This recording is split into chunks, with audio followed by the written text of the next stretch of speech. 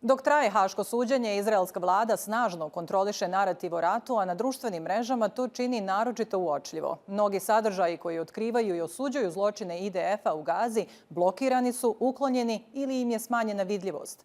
Koje su direktne posljedice ovoga, razgovaram sa Marvom Fatafta, direktoricom za politike i zagovaranja MENA regije u organizaciji za digitalna prava Access Now. Marva, thank you for joining us. Thank you for having me.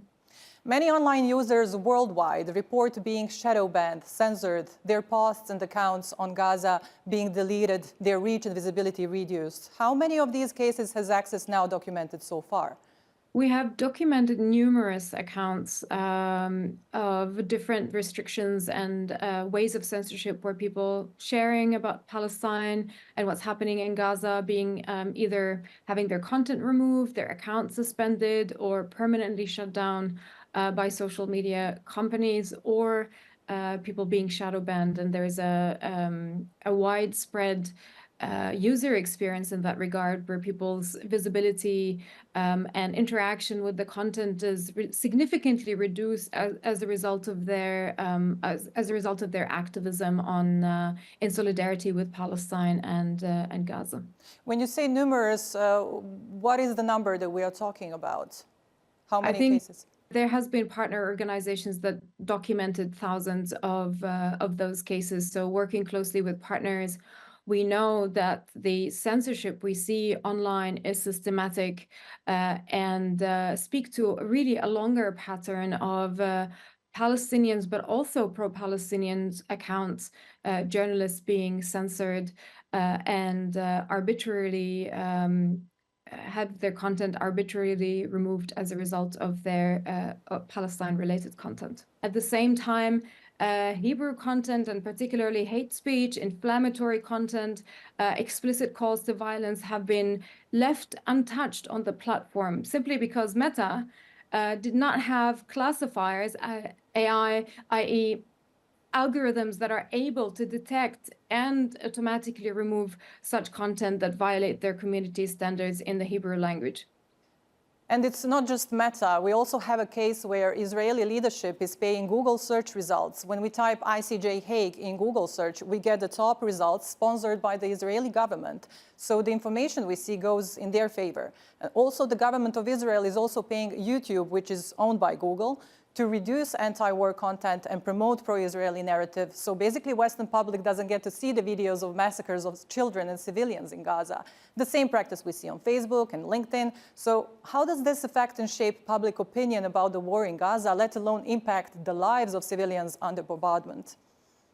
There is indeed a war on information and war on narratives. And this is indicative by the fact that the Israeli authorities have been investing millions of US dollars in targeted advertisement that we see not only on YouTube and social media companies, but also in video games. I have seen myself ads on Duolingo, so a language learning app. So they're quite an aggressive PR campaign.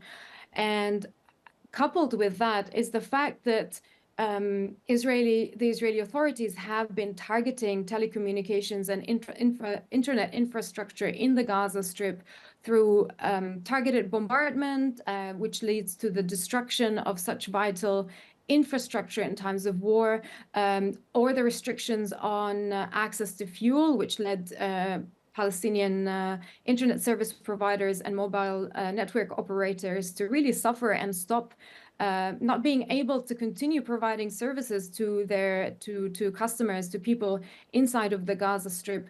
As what we know so far as of this date is that 12 out of the 19 internet service providers in the Gaza Strip are basically shut down, not to mention the fact that there was this technical toying and disruption of internet access and telecommunications. And that is simply to control the flow of information from the Gaza Strip, people sharing their realities on the ground, sharing documentation of war crimes and crimes against humanity and human rights abuses, which we have seen the importance of such content for accountability in the future, as during the hearing of the South Africa application to the ICJ with the allegation that Israel is committing genocide in the Gaza Strip. So we have a combination of aggressive PR campaign that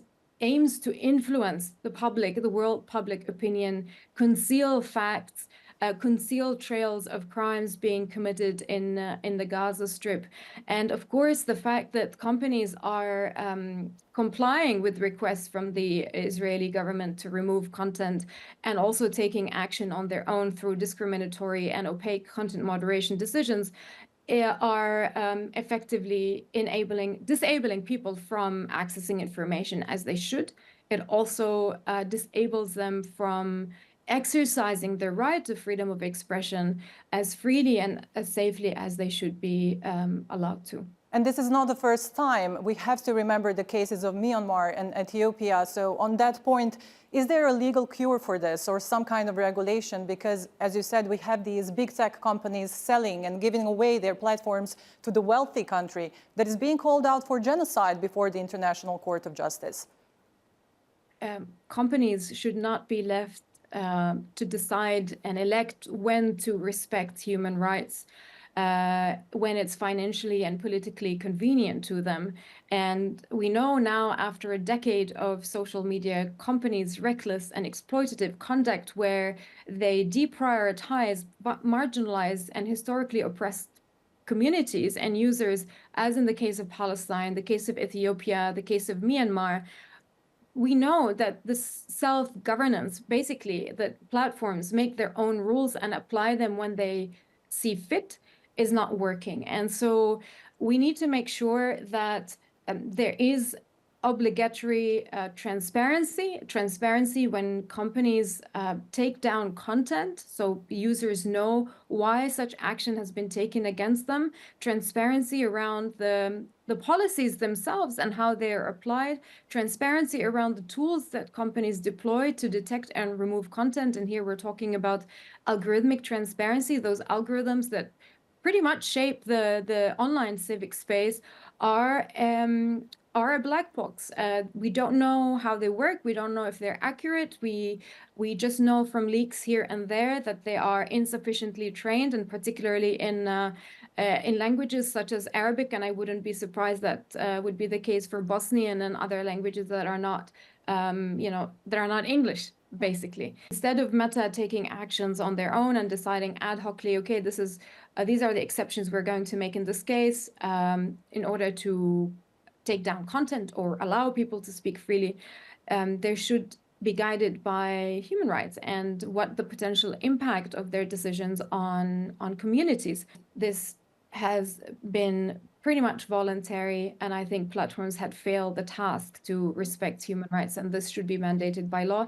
The caveat, however, is that sometimes laws can be abused for the same end, and that is obligating companies to take down illegal content at incredible, within very specific time frames that makes companies then eager to remove as much content as possible in order to avoid liability. And so there is a very fine act of balance that we need to take into consideration in order to ensure that those platforms are held accountable, and at the same time, they're not abused by governments who are eager to control information and online speech on these platforms. Right now, without these laws and regulations, we have something that Access Now is calling Israel's digital occupation of Palestine, but it affects online users worldwide, anyone expressing solidarity with Palestine. How do you describe this phenomenon then? Correct. I think there are levels to the censorship we see at the moment. When we talk about digital occupation of Palestine, we're talking about the fact that Israel controls the ICT infrastructure in the occupied territories. And as I mentioned, it enables them to shut down the internet, to kill the switch, to stop the flow of information, as they have done for at least 10 times in the Gaza Strip now. At the same time, I mean, think of the Gaza Strip at the moment. People, even before the war, they had access only to 2G mobile networks, while the rest of the world have moved on to 5G mobile networks. Those are not only slow and unreliable, but also unsafe. It enables easier interception of communications, i.e., easier surveillance of people in the Gaza Strip. The same can be said about the West Bank, where in 2018 we got an upgrade to 3G. So there is that aspect. There is the fact that the Israeli authorities have been monitoring very closely what Palestinians say and do on social media. In 2016, they have created the so-called cyber unit, whose mission is to monitor and submit requests for content removal to social media companies. There's also really dystopian technologies that have been deployed to that end, from predictive policing systems that allows the Israeli authorities to monitor what people say and do online and arrest them as a result. And there have been hundreds of Palestinians arrested since 2015 because of Israel's clampdown on online civic spaces. And in the aftermath of October 7th attack, we see an acceleration and an intensifying of this digital authoritarianism, where any expression of support from Palestinians, especially those who are citizens in Israel, are arbitrarily detained, interrogated, receive calls from the security agencies, are dismissed from their jobs, dismissed from their universities.